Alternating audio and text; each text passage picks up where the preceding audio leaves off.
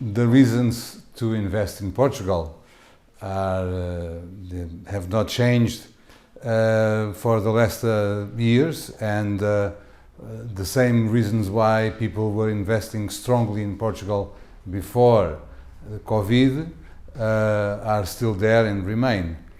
Portugal, after a period of crisis, have gone through a very, very good moment of developing and growth. There were very important structural changes during the period of crisis that created a market that now works in much more international terms, much more fair terms between investors and occupiers and developers. And also for people like us that want to manage value-add assets, Portugal has some years of under-management in properties, under-investments, and so there are opportunities to bring up in all kinds of properties, bring up the quality of management and the quality of properties. So there are opportunities there, especially for value-add investors. And of course, there's a lot of demand for core properties, a lot of demand for top quality properties, and the supply is always short. So the fact is that that market works very well also.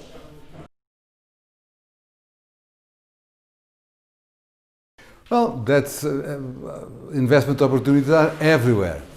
Of course, that in general terms, we are not different from other places. Today, retail, namely shopping centers,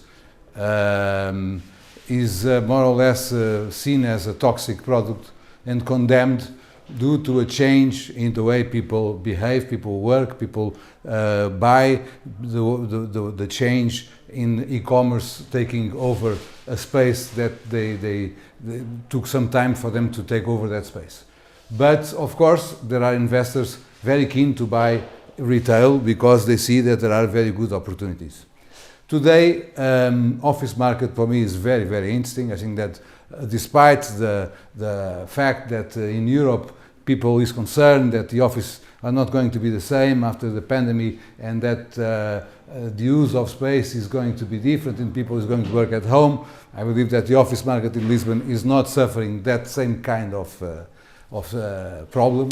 On the contrary, there's a lot to do, there's a lot to develop, and Lisbon is consolidated as a place where people want to come and work. So the fact that people can work far from where they used to be, it's also positive for Lisbon. It will bring a lot of people to Lisbon in the near future. We believe that, so I believe that the office market is a very good opportunity. Of course, logistics, everybody wants to buy logistics in the world, and in Portugal also. Our penetration of e-commerce is much lower than the north of Europe. It's going to grow. There's a lot to do on the logistics side. Again, there's a lot of properties that are under-managed and that need capex, need investment, need active management. So there are opportunities, and logistics is a very good market. Finally, hospitality. Hospitality is suffering today tremendously. We were growing and investing a lot in hospitality, but in the last decade, although supply in hospitality have grown a lot, demand have grown much more. We had a double-digit growth in hospitality for many years in the last decade. And today, hospitality is a real problem because most of the hotels are, say, hotels in the city between turnover should be like 10 to 30% of it was last year. Hotels in resorts and hotels, boutique hotels, etc. Probably turnover will be 30 to 50% of what it was last year. So today the situation is dramatic. But what we do know is that after COVID, tourism will come. After COVID, hotels will work fine again. It will take some time. Nobody really knows how much, but that's something that nobody doubts. So hospitality, it's a market of opportunities also. I'm sure that there will be opportunities in the hospitality market, so it's also an interesting market to invest.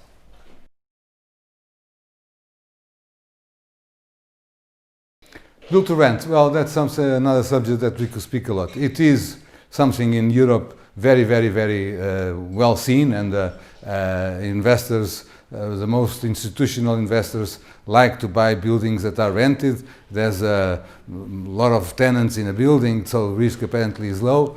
I think that in Portugal we still have structural problems. We have structural problems to overcome that. We have, in Portugal, we pay VAT on construction, and then we pay IMT on top of that VAT, and when you compare to other markets, the fiscal system is very heavy. So I believe that it is going to have a future. Of course, the competition of Portuguese banks that finance people to acquire houses very strongly, it's a fair competition. It is going to have a role, it is going to have a paper, and I believe it's going to be important, but there's some work to be done. And I think that meetings like we have today, where we're talking to politicians that can listen and change things, meetings like we have today are important. There are some things that needed to be done to make it more attractive.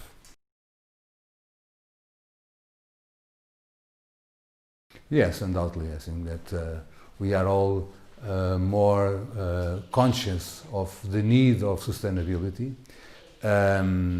We are all more conscious of the need of being concerned with energy consumption, being concerned with, of course, sustainability starts by having a project that can generate a return, but we all are prepared to have other factors of not creating disturbance in the system, in the ecology, and to have things that can live for long without pollution or without consumption of too much energy, etc. Of course, concerns with health came with the pandemic, and they are going to stay. So I think that there's a lot that we are putting into all the refurbishment of the works that we are bringing up buildings, and sustainability is a substantial part of it.